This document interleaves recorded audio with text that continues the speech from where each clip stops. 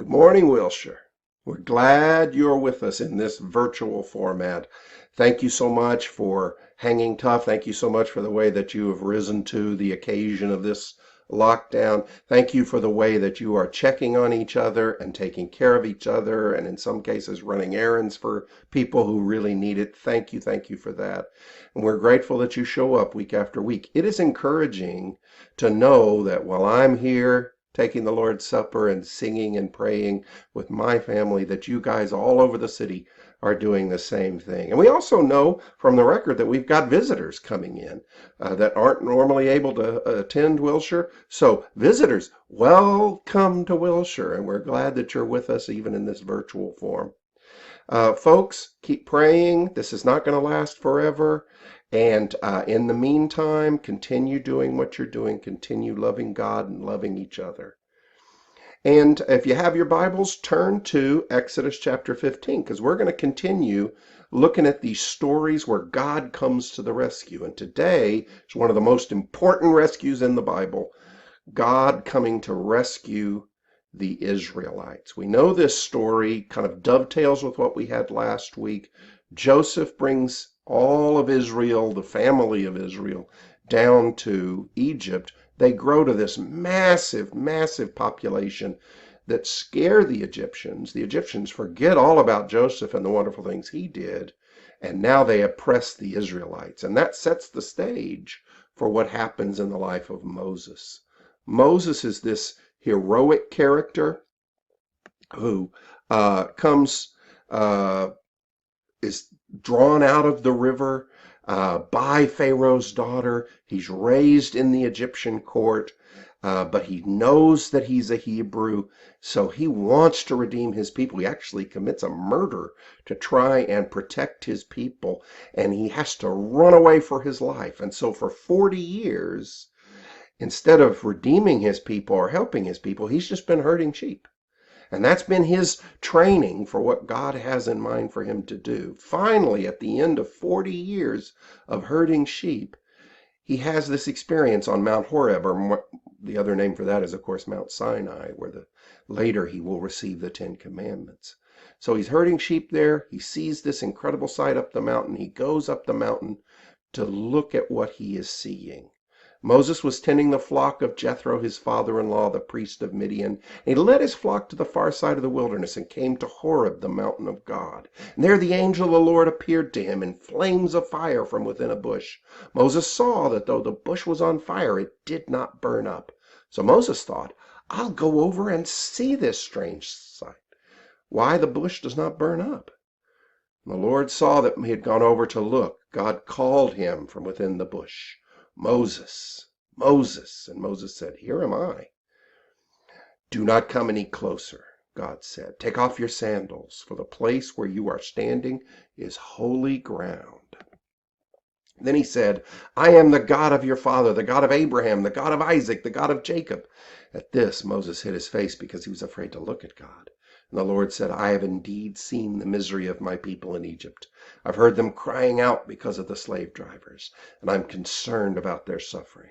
So I have come down to rescue them from the hand of the Egyptians, and to bring them up out of the land to a good and spacious land, a land flowing with milk and honey, the home of the Canaanites, Hittites, Amorites, Perizzites, Hivites, and Jebusites.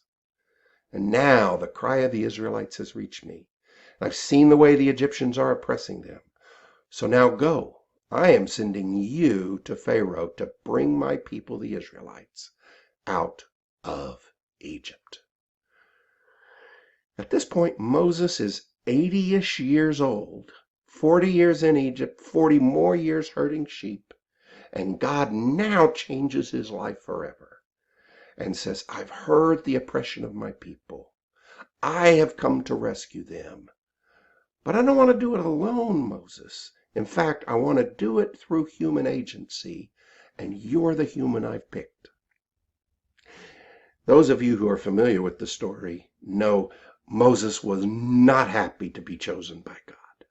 Some people want to be a chosen person by God.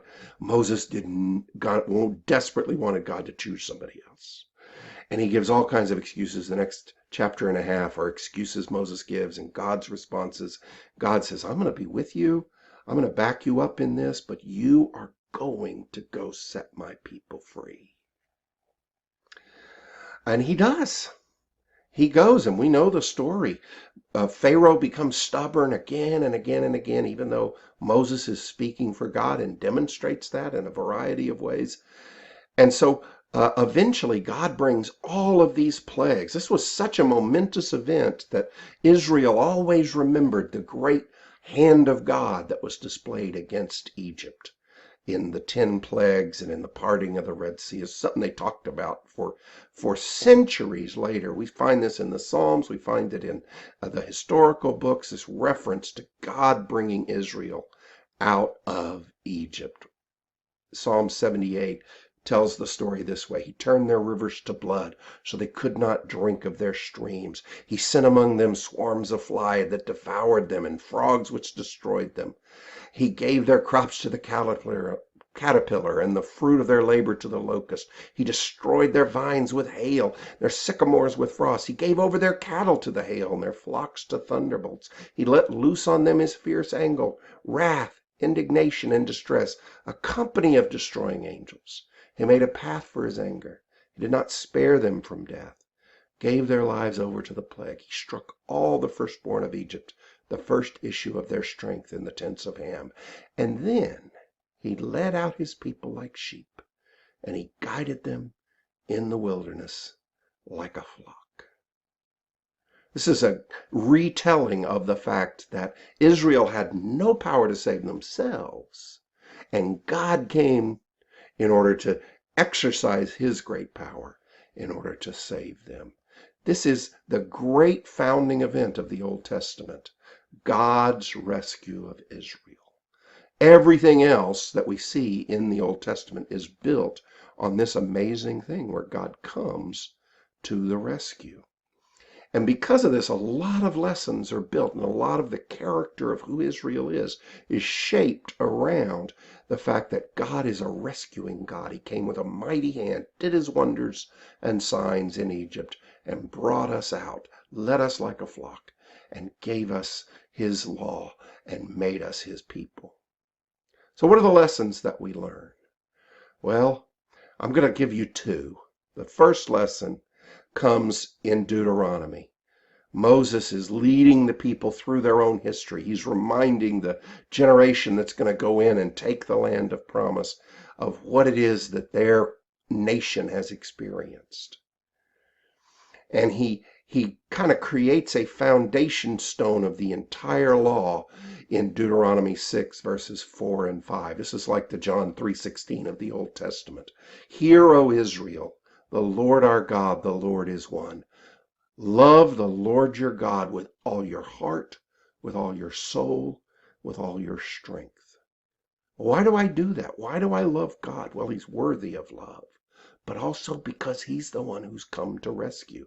A little bit later, Moses makes that point. In the future, when your son asks you, what's the meaning of the stipulations, decrees, and laws of the Lord our God has commanded you, tell him, we were slaves of Pharaoh in Egypt.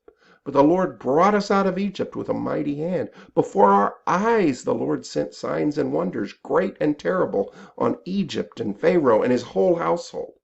But he brought us out from there to bring us in and give us the land he promised on oath to our ancestors. Israel's first lesson is love God above all else. For many reasons, but one reason is because he's the rescuing God. No other God has been able to do that because no other God is real. This is the real God, and he is the creator of heaven and earth. And your love of everything good is just a shadow of the love you are meant to hold for God. Put God above everything else if you want your life to make sense. You put anything above God, and it becomes an idol for you, idolatry for you, and it begins to twist who you are. God is the one who comes to rescue you. So put your love where it belongs. That's lesson number 1. There's also a second lesson that we see Moses deriving in the next chapter. You may say to yourselves, these nations are stronger than we are. He's talking about the fact they have to go in and physically fight. How can we drive them out? But do not be afraid of them. Remember well what the Lord your God did to Pharaoh and all Egypt. You saw with your own eyes, with great trials, the signs and wonders, the mighty hand and outstretched arm with which the Lord your God brought you out. The Lord your God will do the same to all the people you now fear. We're scared to go in and conquer. The people are terrifying. The cities have walls. How do we know we're going to succeed? The answer is God's done it before. He can do it again. God is a God who rescues. Moses says, trust in God must drive away fear. This fear that you're having has to go away because you put your trust in God. And church, this is really the lesson for all of us. God is a rescuing God. Now, we are not standing on the edge of the land of Canaan ready to go in and fight a physical battle. But that doesn't change the fact that if you're a Christian, you're a Christian soldier. You are a soldier of Christ, and he expects you to fight the battle the way he's asked you to fight it, just as these Israelites had to fight the way they were commanded to. You know, we live in a world with a lot of enemies of the kingdom of Christ.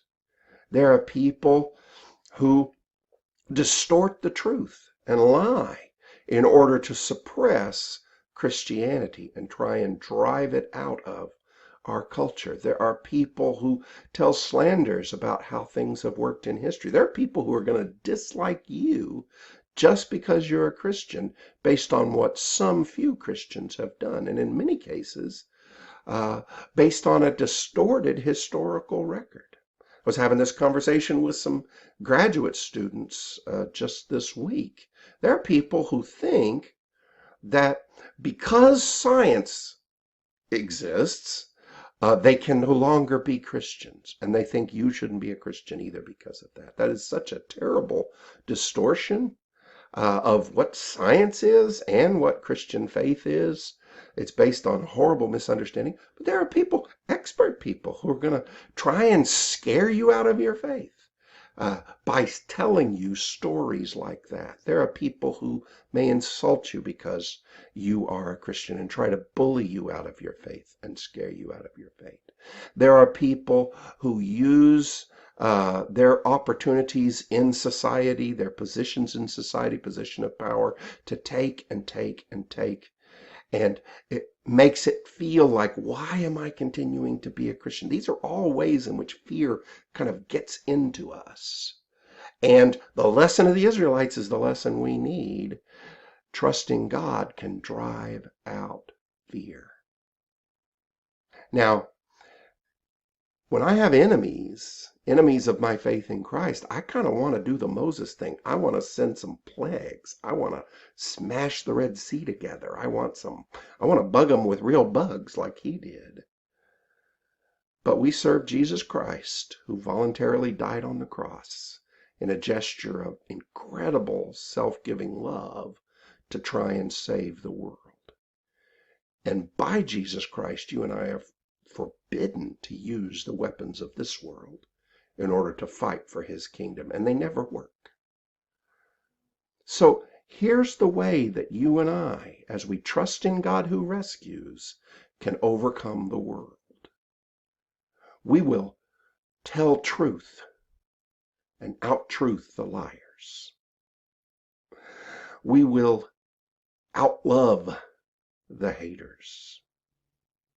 We will outgive the takers. We will care even for our enemies, and when we are cursed, we will bless. And so doing, we will be God's people. We will be people of Christ. And we have confidence to do this because God has saved his people before. We know he has done it in the past, and therefore we can overcome our fear and do what needs to be done today. I love you all. God bless you, and have a good week in God.